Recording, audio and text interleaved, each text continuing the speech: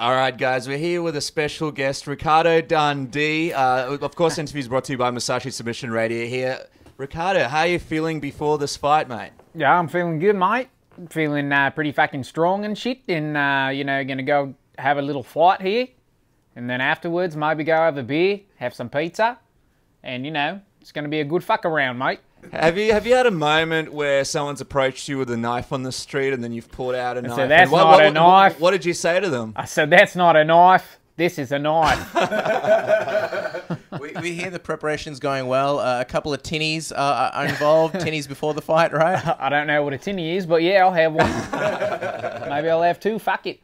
We love it. We love it. Ricardo, again, we appreciate the time. In all seriousness, you know, a few days out before the fight, an opponent switched to Jason Knight, a guy who has a lot of hype around him. And with that, the fight has a lot of excitement around it. Fans are really looking forward to this one. What are your thoughts on the opponent switch, though? Are you happy fighting Jason? Were you a bit disappointed when you found out that you'd be fighting him instead? He was a good replacement. You know, Korean Zombie's a guy that brings the fight to everybody, too. So Jason Knight kind of has a similar style. He always comes forward, a lot of pressure on his opponents, a lot of exciting fights.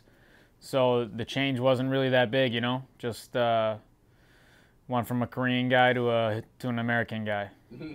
Well put. Do you feel like you still have the same amount to gain from a win over Jason Knight? Because obviously Korean Zombie, a former title contender, a veteran in the sport, like you mentioned, exciting guy. Jason also exciting, but more of an up-and-coming exciting name.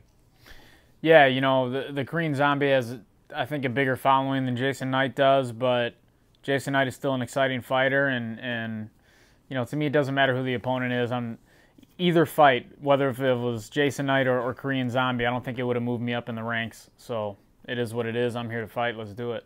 Well, Jason's a bit of a character. He likes to get a bit vocal during his fights. What's the training been for this one? Have you and your training partners been doing the whole Nick Diaz thing where they've been just yelling at you when you least expected? Coming out of the shower, yelling. No, parking your not car, really. yelling. Trying to go to sleep, yelling. Just get ready. Yeah. Get used to the yelling. No, that would have been a good idea, but I'm fine with that. I'm really focused on my fights. You know, Diego Sanchez was another guy that's kind of like that. He'll egg people on to come on in his fights, and he did that with me too. And every time he did it, I punched him in the face. So I got the same game plan. You know, if he puts his hands down, I'm gonna hit him and just keep moving. You mentioned that a win over Jason Knight, and maybe, or either Korean Zombie wouldn't have moved you up in the rankings too much. Where do you feel you are at the moment in your career? You've had that title shot, it was a while ago. You're sort of in this rebuilding stage where you're trying to put together a win streak. How do you feel about where you are at the moment in your career? I feel good about where I'm at. You know, I've had some losses here and there, but they've been to the absolute top of the division. You know, my last loss was to Max Holloway. He's now the champ. So I think I'm definitely one of the best featherweights on the planet still. You know, I think my last fight was with Charles Oliveira. He was a top 10 featherweight, and, you know, I finished him in the second round. So I'm still right there in the top of competition. I think one more fight after this against the right opponent, and I'm in the talks for another title shot. What do you think about the division right now? Because things have been kind of turning and swerving. New champion and Max Holloway. The division's sort of switching up right now. Some new talent coming through. What do you think about the state of the division as you see it now?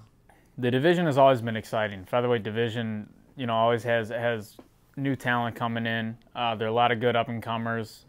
We're going to see some guys shortly, I think, here entering the UFC that are going to be good, like my buddy Mike Santiago over here. Yep. Where can they follow him on social media? Mike Santiago MMA. Yeah. Mike's in the back. M Santiago MMA. Yeah. Excellent. Yeah. He's gonna be. Camera. If our videographer's kind enough, could we turn Mike in the shot? He's gonna be on Dana White's Contender Series. When are you going to be on the Contender Series, Mike? 22nd. Oh, there you go. It was interesting because keep we an eye were having a chat with Jason Knight as well, and one of his team members is going to be on the Contender Series too. So a lot of things Next week coming. too. Yeah, Next so week, it's nice. going to be the competition is going to continue. But when you do look at a young champion in Max Holloway, I mean, you've had your fight with Jose Aldo. Does it kind of get you excited having Max up the top as the champion? Kind of something fresh and new for you? Yeah, definitely. You know, to me, it really doesn't matter who the champ is, though. Having a new guy up there will kind of give the matchmaker a reason to make some you know, fights again and different fights. And for example, that's why I think Edgar got the fight against Holloway. You know, they're the only two that kind of haven't fought each other yet. So I think that, one more fight, I could be right back up there again, and me and Max could run it back. Talk to us about training. Where do you feel you are in that sense, and what has sort of been the focus in this camp? Obviously, there's been the opponent change, but do you feel like you're still evolving as a fighter? Yeah, I'm constantly evolving. I'm still learning new things every camp I go through. I feel like I get better. So I'm like a fine wine, man. I get better with age. 35 and counting. I mean, we've spoken about the matchup. It's going to be an exciting one. But looking at Jason's skills and how you match up with him and how you kind of see this fight playing out, what do you think about this matchup? What do you feel like your strengths are going to be come Saturday? I feel like I'm faster. I feel like I'm more explosive. I feel like I'm stronger than him. I honestly don't see him winning this fight anywhere. So any little battle we get into, I'm going to come out on top, and the winning will take care of itself. You mentioned before that your wife's coming in tomorrow. Talk to us about that. Does she always come to your fights? And how is it sort of having your partner around you? Is it a little bit nerve-wracking? Do you feel like you have to sort of take care of her? Or do you feel like she sort of makes you, I guess, puts you in a better mind state before you fight? She definitely calms my nerves for sure. Especially the day of the fight when you're sitting around like waiting to go, you start to get anxious and she'll notice me like pacing around or moving around. She'll tell me to sit down and shut up, and she's a real good influence, around fight time, and good support. She'll send me little motivational videos on when I leave to go to the venue. I'll get little YouTube videos to watch to hype me up. Oh wow! What kind of videos are we talking? How often does she do that, and what does she normally do in them? She's done it for the past few fights. She'll send me. There's this one speech of a coach talking to like his football team, getting them kind of all riled up before a game, and it's a pretty motivational speech. So she sends that one a lot.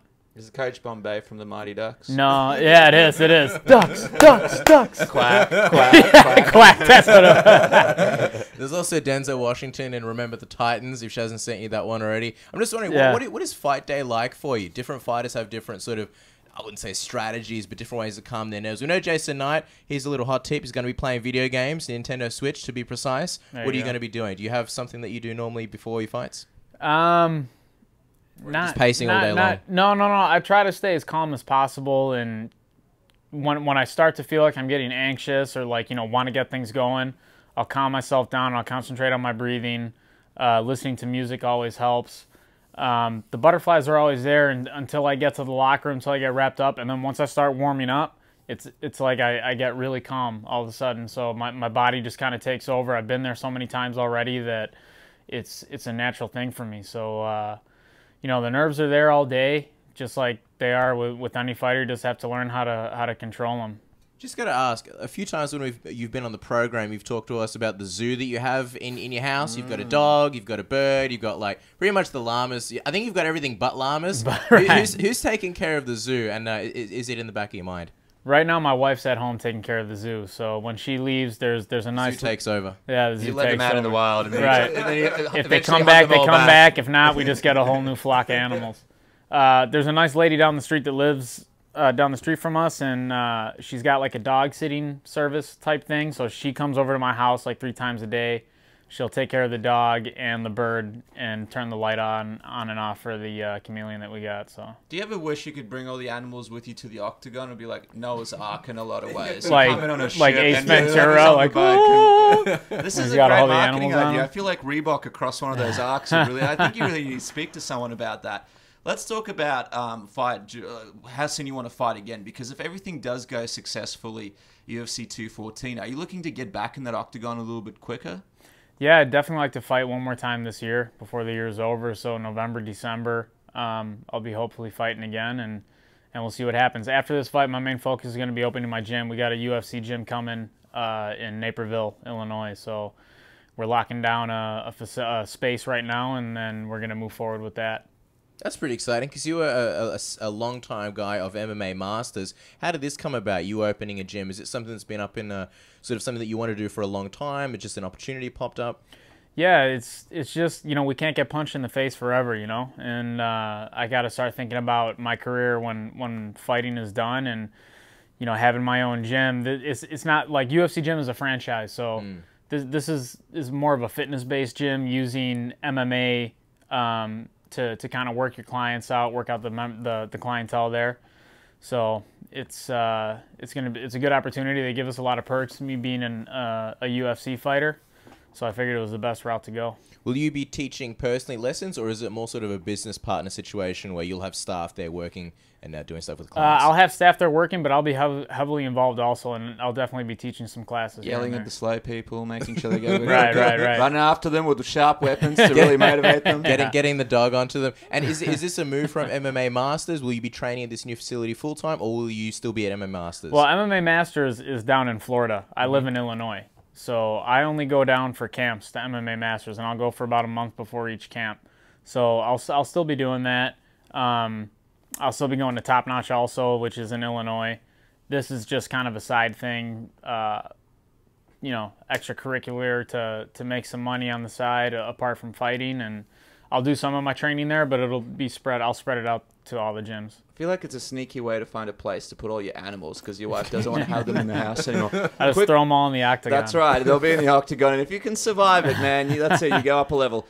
We're going to find out your prediction for this fight. I'm really curious to see what you have to say. But before we do, can we quickly ask someone else to come onto the screen for a second? I want to quickly speak to Conor McGregor. I want to find out how he's doing. Conrad before this McGillicuddy. He's not here. What do you mean? He's usually hanging around every time we speak to you. He's gone. He's vacant. Is this right? He's gone. The actor's retired. I think the first time we spoke to you, you said you do a great Robert De Niro impression. I'm going to drag out this question for a few seconds to give you a little bit of time to think of something. You said that you had a great... It's not an impression like a voice. It's that my face looks like him. Well, it's great we have a count because usually we speak on podcast, right? So we couldn't really force you to do it then, but now... So like when he's there, he's like...